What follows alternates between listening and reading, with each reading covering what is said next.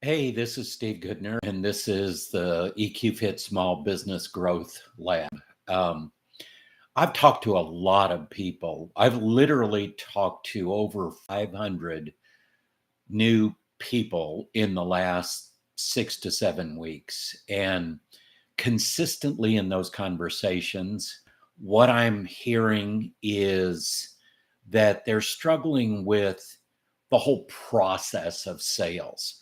And they're getting hung up in a lot of different areas. And I just want to speak to that. Just as a reminder, these are unscripted. I'm just kind of sharing straight talk with you. And I get concerned when I see people that want to achieve, they have a passion for what they do, they want to bring their passion to the marketplace, but they get hung up in all of these cycles of should I do this, should I do that? What about sales funnels? What about sales cycle? What about lead generation? What about tracking, follow up, CRMs? Website. I mean, it's just nonstop, right? Well, the title here is Make Selling Easy. And that's what I want to do today is just let's back up a step and just take our time and understand what sales is and how to make it easy for everybody. Because if you want to grow, if you want to grow your business, if you want to get more clients, more customers, then let's get back to the basics. Then you can add some of these other things on there. So, what are the basics? First, let's understand what sales is. It's bringing a solution to somebody who has a need. So, if there are these needs over here, there's these solutions that you may have over here. Do they fit together? That's simply a conversation. Sales at its very core is emotional. 70 to 90% of the buying decision is based on emotional drivers. That's right out of research. That's not me saying that. That's Harvard Business School, it's Forbes, I mean, you name it. There there are studies out there that will show all of that. So, wait a minute. If sales is emotional, how do we deal with all of that? I have something for you. I don't know if you can see that very well, but Unlocking Sales Success with EQ, the Science and Practice of Emotionally Intelligent Selling. That's the book that I wrote and published this summer. And I did it because I see so many people spinning around wanting to grow their business, wanting to get more clients, more customers, wanting to grow their revenues. But I see them spinning in ways that it doesn't make any sense. It's not productive. So if we first understand that the sales process is basically emotionally driven, then we can go back to some very simple things. How do we connect with other people and build trust with them so that we have influence?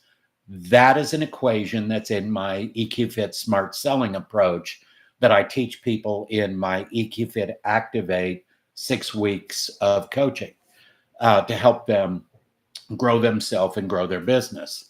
So when we really focus in here on the emotional aspects of what's going on, we can really understand that all sales is a conversation with a purpose. And I know there are all of these sales techniques out there. People are selling their sales techniques, they're selling their sales process, they're saying you need these CRMs and you need this and you need that.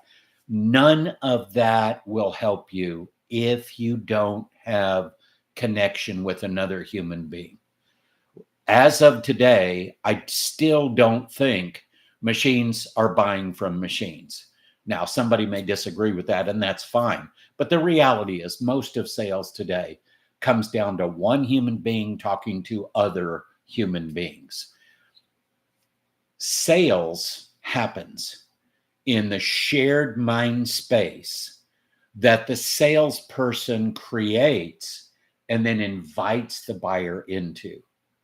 Well, what does that mean? It means that that shared mind space that the salesperson creates, then invites the buyer into, it needs to be safe. It needs to be enjoyable. It needs to be rewarding. It needs to be interesting.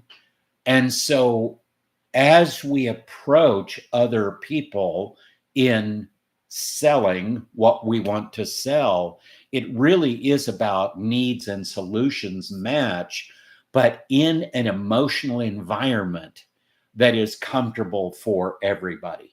Because if you're stressed and you're frustrated and you're angry and you've got all this stuff going on here in your brain, and then you enter into a conversation about hoping you can get business from somebody, all of that stuff is coming in that conversation with you. You're bringing all of that into the shared mind space. Well, that doesn't help, does it? It just puts the person on the defensive. They're trying to figure out, okay, what's going on here? I don't understand. I don't feel very comfortable. This is not good. That's the kind of subconscious stuff that's going on. So what I teach people is do a 60-second emotional environment reset before you go into any sales interaction, any place you're trying to influence people. And that could be leadership. Leadership is sales and sales is leadership. If you're a leader, you have to get things done through other people. If you're a salesperson, you have to get other people to buy your stuff. That means you're selling your ideas, your vision if you're a leader, your products, your services if you're a salesperson. So let me break down a few of these things that I think are important for us to pay attention to. Lead generation. Bottom line, you need to understand who is your ideal client, what do they look like, where do you find them, and how do you connect with them? That's lead generation. Yes, there are all kinds of systems and there's stuff you can buy and there's people that will help you with that. And I'm not saying that's not good. I'm just saying be thoughtful about your budget and how you're spending your money. And then watch it like a hawk. Return on investment is critical. If somebody is really helping you get leads that convert, that's a key, not just leads, but leads that convert, then that's a great relationship, right? But don't get hung up in how do I build a sales funnel? What's the sales cycle? And I'm going to talk about those things. Your sales funnel is basically anyone that has an interest in doing business with you. I want you to think about this a little bit differently. I have a little bit of a different take on what a sales funnel is. I would rather think of it as a big bucket that you drop these little potential client balls into this big bucket with water, and they all go to the bottom at first. Some of them rise very quickly. What's causing them to rise?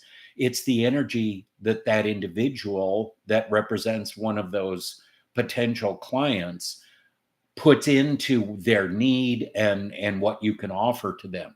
So as the situation becomes right for an individual, they will start to rise to the top. So it's a little bit different thinking than a sales funnel, but I want to capture as many people as I can that are prospective clients in this bucket, so to speak, and then they will rise to the top at their speed. That's something I want people to understand. And that's where we get into sales cycle. Sales cycle is simply the speed of the buyer. How quickly are they ready to move forward?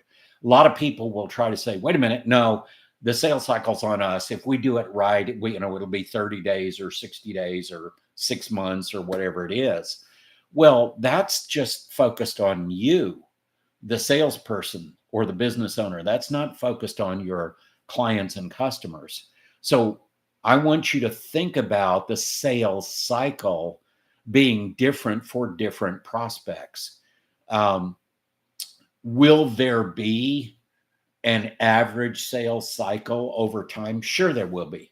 You'll find, and I found recently with the new model that I'm using, my sales cycle is about 30 days from the time somebody shows an interest until the time we actually start doing our work together. Sometimes a little shorter, obviously, other times longer. But what I don't do, I don't write people off if they don't fall in my perception of what a sales cycle will be. Now, I know that'll fly in the face of some of the sales trainings out there. You don't have time to waste on. No, you don't have time to waste on people, but is it wasted if you just stay in contact with them every so often, every month, every quarter, whatever it happens to be, and you keep them alive as a prospect, so to speak? So I want you to think about sales funnel and sales cycle in a very simplistic way. The only reason somebody gets taken out of my bucket is that they look me in the eye and they say, "Go away. I never want to see you again." Basically, everybody else, when I hear no, here's what I hear: not yet. Something's not right yet. Okay. Now, how do you track? How do you follow up? Yes, CRM systems are good. I have a very simple spreadsheet that I use. Who is the prospect? What is the opportunity? What was the last action I took? What's the next action I need to take? That's it. It's extremely simple. But I track that, I follow up on that, and then I have my own follow-up process that, I can share with people that enter into that EQFIT Activate process with me. But the key to all of this is do not get hung up on all of these bells and whistles and software and all of this different stuff. Could they be helpful to you? Probably. All right. But let's be honest, many of us are in a place where we're just starting to grow our businesses. We want to see, many more clients come into us. We don't really have the need for some huge CRM system. Most people don't even use much of the CRM systems they have. Then many of us are further down the road and we have clients right now, but we want to take our business to the next level, take our sales to the next level. That's when we can start to upscale and incorporate some of those other things. And I've seen some automation recently that I'm very excited about. And I'll share more with you on that in another one of these, because the idea would be to get a website that could actually do a lot of your workflows and business automation for you, inbound, outbound, AI voices. I mean, some really cool things are coming out. It will never replace the need for human to human connection. That's where the magic happens. But I wanted to just kind of focus today, because of all of those people I've met over the last 6 or 7 weeks, almost the majority, most of those folks are stuck in some part of the sales cycle. They're stuck in understanding something or being able to move forward or trying to figure out what to do or which system or process or software to use. Make it simple. Make it easy. Start with who's your ideal customer? Where are they? How do you get in touch with them? How do you connect with them? How do you have this conversation with another human being? You get that figured out. You've got the lead generation up and running. You can now start to figure out how to convert those. And I'll talk to you a little bit about that, but I highly recommend get the book, Unlocking Sales Success with EQ. It's on Amazon, Stephen C. Goodner, Steven. Because if you can understand that emotional drivers are 70 to 90%, and then understand how to leverage that in your approach, authentic, nothing fake, nothing manipulative, being very authentic in who you are, you can take your passion to the marketplace with confidence, and your actions will be clear, your path will be clear, and you'll be able to grow your business as much as you want. I hope that helps today. I hope you have a great day and a great week.